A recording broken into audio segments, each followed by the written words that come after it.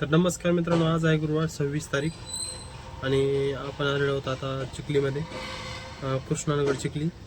134 रुपयाची बुकिंग घेऊन आलो आपण मोशीहून ओलाला. तर पाहूया आता आपल्याला कुठली बुकिंग वाजते. इथून चॅनलवर नवीन असाल तर सबस्क्राईब करा मित्रांनो, फॉलो करायला विसरू नका आणि आपल्या मित्रांमध्ये पण शेअर करा. तर आज पाहूया आपला कसा बिझनेस होतोय आणि काय काय आपल्याला अनुभव येतोय आज. तर पाहूया आता आपल्याला कुठली बुकिंग वाजते ते. तर मित्रांनो, कृष्णानगर चिखलीमधून आपण भक्ती शक्तीच्या पुढे गेलो एका स्कूलला. तर भक्ती शक्ती चौकातून ते रिटर्न होतं, त्यांचे 120 रुपये झाले. तर परत कृष्णानगरमध्ये आलेलो होतो आपण. उबेरने 120 रुपये दिले, चांगलं बिल दिलं आहे. तर पाहूया आता आपल्याला कुठली बुकिंग वाजते इथून. आणि आज उबेर आणि ओला जरा शांत आहे, आज गुरुवार असल्यामुळे काय. आणि ओलाचे ट्रिपा तर काही ॲक्सेप्ट होत नाही आहेत आणि काही झाल्या तर रॉंग साईडच्या असतात. तर मित्रांनो, आपण कृष्णानगर चिखलीहून ओम चेंबर्स कंपनीपाशी आलो. तर आता इंद्रायणनगरमध्ये आहोत. तर पाहूया आता आपल्या इंद्रायणनगर भुसरीमधून कुठली ट्रिप असते ते. उबेर आणि ओला जरा शांत आहे.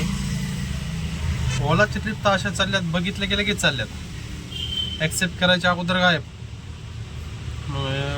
गाड्यावाले नेमकं ट्रॅकर लावत आहेत का अजून काय करतायत काही कल्पना नाही आहे. पण ट्रिप मोठी असेल तर लगेच जाते, छोटी जर असेल तर पूर्ण वाजत आहे पूर्ण.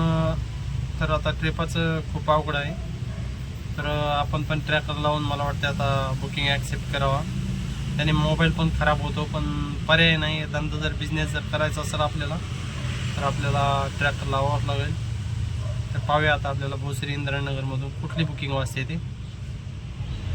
तर मित्रांनो, आपण भोसरी इंद्रायणनगरमधून हिंजवडीला आलतो. 281 रुपये बिल झालं त्यांचं. कस्टमरला पिकअप केल्यानंतर कस्टमर आलंच नाही लवकर. पिकअपला केल्यानंतर ते कस्टमर 13-14 मिनिटांनी आलं. म्हणजे 5 मिनिट आपल्याला वेटिंग टाईम असतो. 5 मिनिटानंतर आपल्याला कॅन्सल करता येते. 5 मिनिट झाले तरी आले नाही कस्टमर. मी कॉल केला त्यांना, तर म्हणजे कॉल केला 2 वेळेस कॉल केला, उचललाच नाही त्यांनी. मग परत मी त्यांना मेसेज केला की अजून किती वेळ लागेल, मी आलो आहे म्हणून मेसेज केला त्यांना.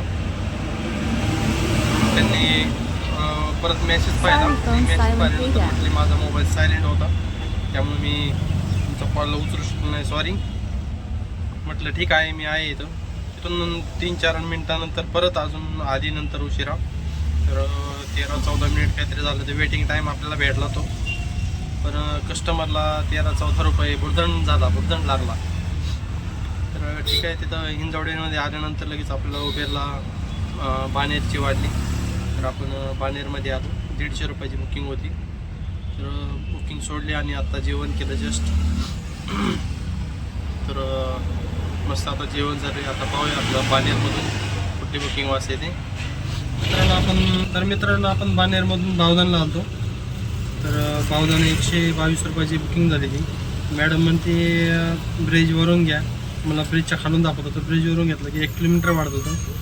हे म्हटलं जे उबेरचं जे मॅप आहे त्याप्रमाणे वरतून घेतलं तर बिल वाढेल म्हटलं, नाही तर मीटर टाकून येतो. नाही म्हटलं कसं काय वाढेल आणि मीटर कशामुळं. मी म्हटलं 1 किलोमीटर अंतर वाढतं मॅडम, माझं नुकसान आहे त्यात. ते म्हटलं ठीक आहे, मग खालून जाऊ द्या, नाही काही प्रॉब्लेम नाही, खालून जाऊ द्या. म्हटलं काही प्रॉब्लेम नाही तर मी बरोबर नेत होतो ना.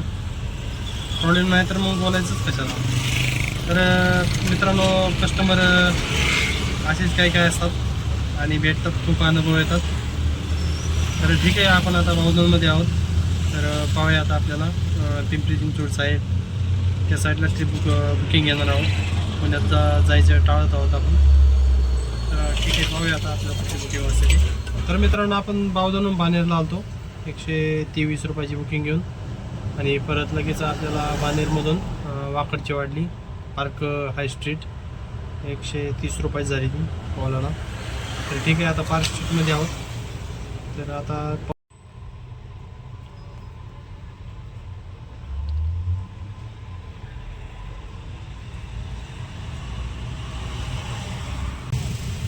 मित्र आपण पार्क स्ट्रीट वाकडून चिंचवडला आलतो 140 रुपयाची बुकिंग घेऊन. एक पर्सनल लोकल भाडं 50 रुपयाचं एक मारलं आणि परत तिथून गॅरेजला आलो. आपल्याला गाडीसाठी लेवलसाठी ऑइल घ्यायचं होतं. तर बाळूच्या गॅरेजवर ऑइल घेतलं 130 रुपये 8-10 लिटरचे. तर ठीक आहे, ऑइल घेतलं आणि आपण आता निघालो आहोत घराकडे.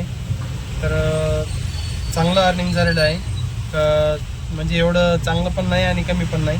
तर ठीक आहे, चांगलं अर्निंग झालेलं आहे. उद्या अजून चांगलं करण्याचा प्रयत्न करूया. तर मित्रांनो, अजून एक बातमी आहे. तर मित्रांनो, 15 जुलैपासून महामार्गावर ज्या टू व्हीलर चालतात त्यांना सुद्धा टोल लागणार आहे आता. तर आत्ताच विरोध करा मित्रांनो, कारण की पुढे चालून आपल्या रिक्षावाल्यांना सुद्धा हा टोल लागू शकतो. त्यामुळे आत्ताच विरोध करा की हा टू व्हीलरला सुद्धा टोल लागू नये. आणि जास्तीत जास्त मित्रापर्यंत हा व्हिडिओ शेअर करा मित्रांनो, की टोल हा 15 जुलैपासून टू व्हीलरला सुद्धा लागणार आहे, लागू होणार आहे. तर आत्ताच विरोध करा, परत रिक्षावाल्यांना सुद्धा हा त्रास सहन करावा लागणार आहे. तर धन्यवाद मित्रांनो. चॅनल नवीन असेल तर सबस्क्राईब करा आणि फॉलो करायला विसरू नका. धन्यवाद.